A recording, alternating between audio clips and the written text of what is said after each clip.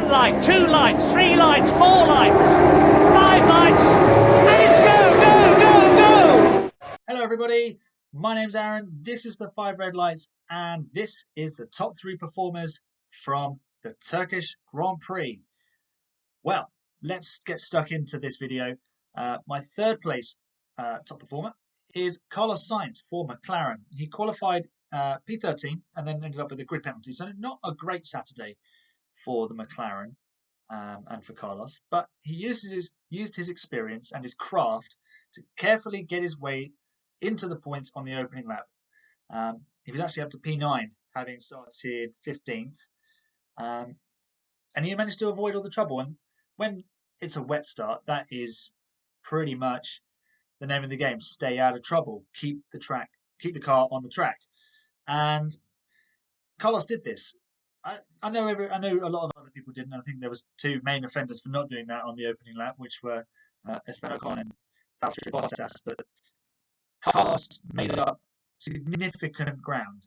He wasn't the only one, and we're going to talk about another one in a few minutes. But he kept himself all together, and he didn't put a wheel wrong. He was up to 7th by lap 32, having moved up the order a couple of places from the P9 he'd got to on lap 1. And he was chasing Daniel Ricciardo, and crucially, he was there pouncing when the Australian made the mistake, running wide at the turn 9 and 10 chicane. So that turned 7th into 6th, which he then turned into 5th place by passing Alex Albon for Red Bull. He lost out a little bit to Charles Leclerc, who undercut his way into 3rd place and eventually ended up 4th.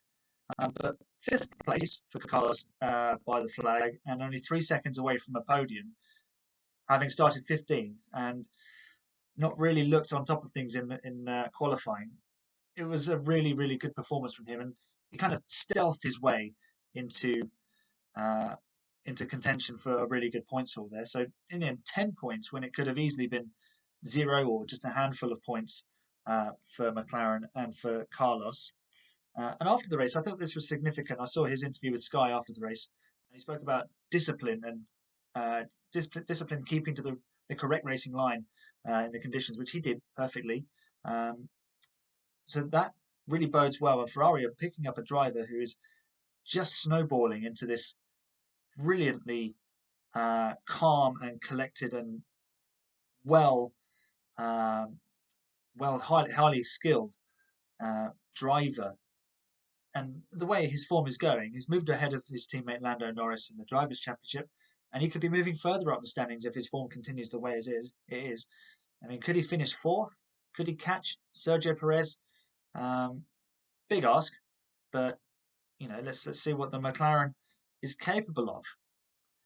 So 2nd place for my top 3 goes to Sebastian Vettel. I'm not a Seb fan.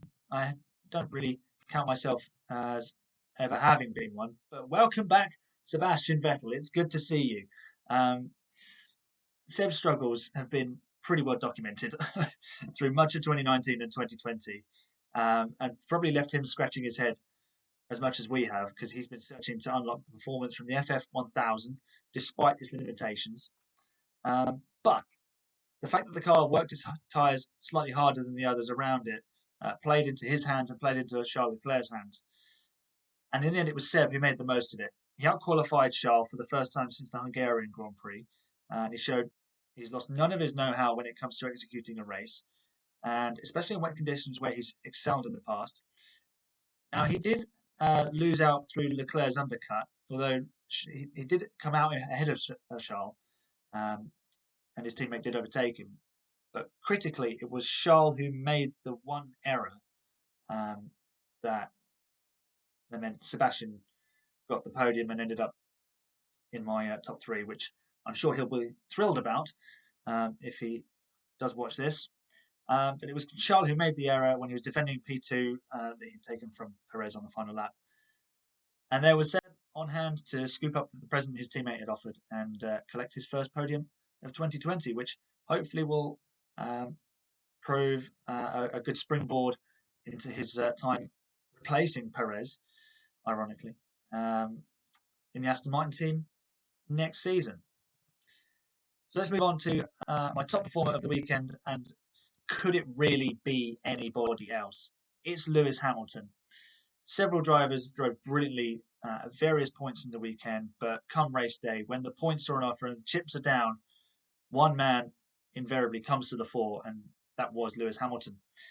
He secured his 7th World Championship with his victory and showed again once more how much skill, talent, and awareness that he has in a car. Not just the Mercedes; he's shown it before in the McLaren when he first started. Remember back to his debut season, his rookie season, the win in Fuji in just awful conditions, 19 laps behind the safety car. And behind him is Fernando Alonso in the same equipment. It was Alonso who threw it in the wall. It was Hamilton who went on to win the race, although he didn't win the championship that year. But that was a warning sign for everybody that this guy was capable in wet conditions. And I think if you look back over the last sort of 6 or 7 years, he's only been beaten once in a race where it's rained, and that was Germany last year, where he made a mistake, which happens, and he can't be perfect every time. But let's look at this race. It would have been easy for him and for the team to follow everyone else's call on stopping for a second set of inters, but he'd read the race, and he recounted after the race how he saw Vettel pitting and knew that wasn't the right choice, and he proceeded to just accelerate into the lead, dispatching Perez's racing point, and he would never lose that lead. He played the long game in a very similar way to Niki Lauda, and one that Niki would have been very, very proud of, I think, because he didn't push the tyres too hard too early.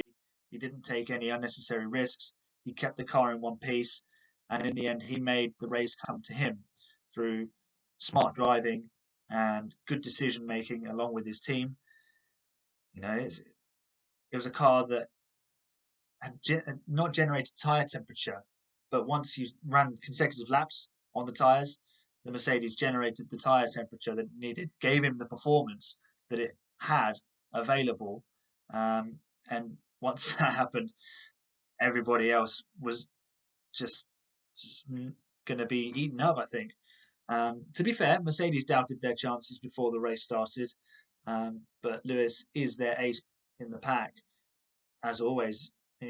Compare it to Bottas. I know Bottas was managing some damage, but he floundered, and he spent much of qualifying actually being ahead of Lewis, and ended up P9, while Lewis was P6, and 6 is the amount of times that Bottas spun yesterday. So for Hamilton to keep everything aligned in the right direction and just use his feel for the car and the grip that's available, he didn't have an error-free day. He made a couple of mistakes on lap 1, but he gathered it all together, and he went on to an imperious victory, 31 seconds. And let's just caveat this. After 7 or 8 laps, I think he was something like 24 seconds behind Lance Stroll, who was leading early on. That is a swing of almost a minute, which is just absurd. Even in wet conditions, that is just outrageous. 7 times world champion, top of the performers this week. And where does it end? Just where does it end for Lewis Hamilton? So that's my top 3 performers for the Turkish Grand Prix. 3rd place was Carlos Sainz. 2nd place was Sebastian Vettel. And 1st place was Lewis Hamilton. So if you enjoyed this video, leave a like down below.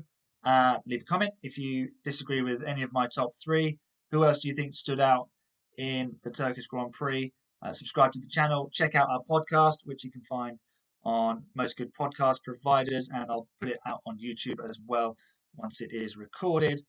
And there's no race next week, so there's no top 3 performers, but there'll be another podcast next week. So check out our podcast, check out our website. All of these will be linked in the description down below. And yeah, I will see you in the next video. I'll see you next time, because that is the checkered flag.